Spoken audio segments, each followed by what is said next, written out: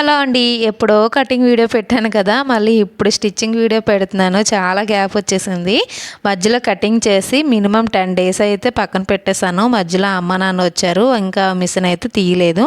ఈలోపు పాపకు కూడా హెల్త్ బాగాలేదు కదా, ఇంకా వీడియోస్ అయితే ఎడిటింగ్ చేయలేదు. మధ్యలో మినీ వ్లాగ్స్ అయితే పెట్టేశాను. ఈ లేస్ అయితే నేను మీషోలోనే ఆర్డర్ పెట్టుకున్నానండి. 4-5 మీటర్స్ అనుకుంటా, 110కి పడింది. రీజనబుల్ అనిపించింది. మరీ అంత బాగున్నాయని చెప్పను కానీ ఆ ప్రైస్కి అయితే రీజనబుల్ అనిపించింది.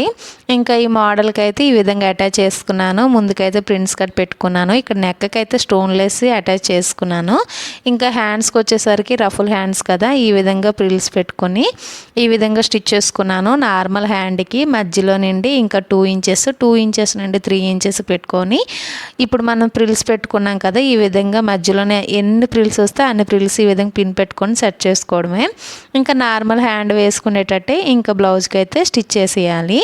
ఇంకా స్టిచ్చింగ్ అయితే చాలా బాగా వచ్చింది. నేనైతే ఆల్రెడీ వేసుకున్నాను. మా ఆయన కూడా అన్నారు బ్లౌజ్ చాలా బాగా వచ్చింది, సింపుల్గా నీట్గా కుట్టుకున్నామని. హ్యాండ్ బార్డర్ అయితే ఇచ్చారు కదా, అదైతే ఫ్రంట్ పార్ట్లో ఈ విధంగా సెట్ చేసుకున్నాను. బ్లౌజ్ ఎలా ఉందో ప్లీజ్ కామెంట్ చేసి చెప్పండి. అలాగే లైక్ చేసి సబ్స్క్రైబ్